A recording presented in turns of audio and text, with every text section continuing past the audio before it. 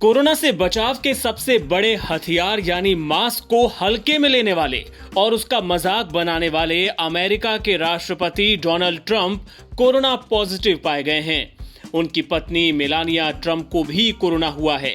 पहले राष्ट्रपति की सलाहकार होप हिक्स को कोरोना हुआ था, जिसके बाद ट्रंप और उनकी पत्नी का कोरोना टेस्ट कराया गया। हिक्स के पॉजिटिव पाए जाने के बाद ही ट्रंप क्वारंटाइन हो गए थे और उनके टेस्ट के नतीजों का इंतजार किया जा रहा था। बाद में ट्रंप ने ट्विटर पर जानकारी दी। उन्होंने लिखा, आज मैं और फर्स्ट लेडी कोविड-19 पॉजिटिव पाए गए हैं। हम क्वारंटीन और ठीक होने की प्रक्रिया शुरू कर चुके हैं। हम इससे साथ में जीतेंगे। आपको बता दें कि 3 दिन पहले तक ट्रंप कोरोना वायरस से जुड़ी सबसे बड़ी सावधानी यानी मास्क को हल्के में लेते नजर आए थे। राष्ट्रपति पद चुनाव के लिए सबसे पहली प्रेसिडेंशियल डिबेट के दौरान उन्होंने अपने प्रतिद्वंदी जो बाइडेन का हर वक्त मास्क पहने रखने के लिए मजाक भी उड़ाया था। देखिए वो video. Recently, you have cited the issue of waiters touching their masks and touching plates.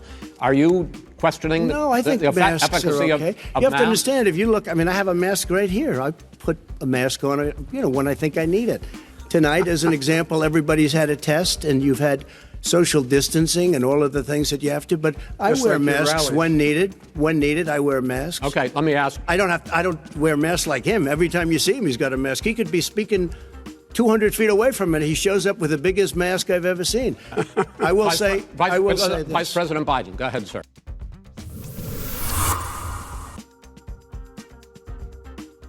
देश में कोरोना वायरस इन्फेक्शन के कुल मामले बढ़कर 64 लाख के करीब हो गए हैं। स्वास्थ्य मंत्रालय की ओर से शुक्रवार सुबह जारी आंकड़ों के अनुसार बीते 24 घंटों में 81,484 नए केस सामने आए। इसी के साथ कुल आंकड़ा 63,94,068 पर पहुंच गया। पिछले 24 घंटों में 1,095 लोगों की वायरस की वजह से जान चली गई। वहीं कुल मौतों का आंकड़ा 1 लाख के करीब यानी 99,773 हो गया है। हालांकि राहत की बात यह है कि पिछले 24 घंटों में 78,877 मरीज ठीक भी हुए हैं। वहीं अब तक देश में 53,52,078 लोगों ने कोरोना को हराया है। इधर कोरोना के एक्टिव केसों की संख्या बढ़कर 9,42,217 हो गई है। आंकड़ों के मुताबिक पूरे देश में पिछले 24 घंटों में 10,97,947 टेस्ट किए गए। देश में महाराष्ट्र कोरोना वायरस संक्रमण से सबसे ज्यादा प्रभावित है। राज्य में कोरोना के 14 लाख से ज्यादा मामले सामने आ चुके हैं, जिनमें से 37,000 से अधिक लोगों की मौत हुई है और करीब 2.6 लाख एक्टिव केस हैं। केंद्र के बाद अब उत्तर प्रदेश सरकार ने अनलॉक 5 के दिशा निर्देश जारी कर दिए हैं। इनके तहत स्कूल और शैक्षणिक संस्थान 15 अक्टूबर के बाद चरणबद्ध तरीके से खोले जा सकेंगे। प्रदेश के अपर मुख्य सचिव गृह अवनीश अवस्थी ने बताया कि अनलॉक 5 के दिशा निर्देश मुख्यमंत्री योगी आदित्यनाथ के निर्देश पर जारी किए गए हैं। इनके मुताबिक कंटेनमेंट जोन के बाहर सभी स्कूल और कोचिंग संस्थान 15 अक्टूबर के बाद खोले जा सकेंगे। हालांकि आखिरी फैसला स्कूल और संस्थान के प्रबंधन से विचार विमर्श करने और स्थिति का जायजा लेने के बाद जिला प्रशासन द्वारा लिया जाएगा।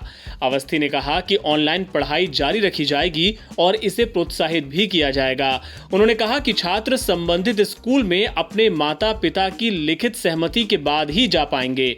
इसके साथ ही स्कूल और शैक्षणिक संस्थानों में छात्रों की उपस्थिति बिना माता पिता के सहमति के अनिवार्य नहीं की जा सकेगी। ये माता पिता की सहमति पर ही निर्भर करेगा कि बच्चा स्कूल जाएगा या नहीं। फिलहाल 10वीं से 12वीं कक्षा तक की बच्चों को पढ़ाने पर विचार हो रहा है। कक्षाएं मॉर्निंग शिफ्ट में लगेंगी और 3 घंटे ही चलेंगी। दशहरे के बाद 9वीं और 11वीं के बच्चों को सेकंड शिफ्ट में बुलाने की योजना है। एक क्लास में 20 से ज्यादा बच्चे नहीं बैठेंगे। हर सीट पर नाम लिखा होगा और वहां एक ही बच्चा बैठेगा। हर सेक्शन को 2 हिस्सों में बांटकर पढ़ाई कराई जाएगी।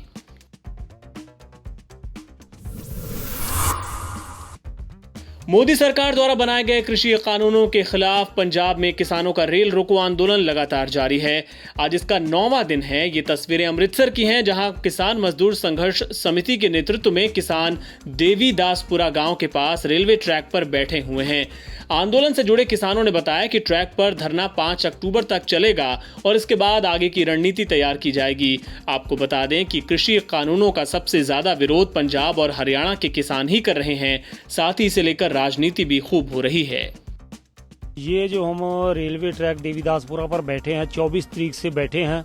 आज 9वें दिन में ये धरना दाखिल हो गया हमारा, और ये 5 तारीख तक हमने ऐलान किया हुआ है। 5 तारीख तक तो ये चलेगा। आगे क्या होता है वो हमारी मीटिंग में जो भी ऐलान आएगा उसके बारे में वो बाद में ऐलान करेंगे। अभी तो ये धरना लगातार जो चल रहा है और ये 5 तारीख तक चलेगा। और दूसरी जो पंजाब की जथेबंदियां वो भी कई जगह पर रेलवे ट्रैक पर और भाजपा नेताओं के घरों पर भी बैठी है, उनको भी हमारा जो पूर्ण जो समर्थन हमने जो दिया हुआ है।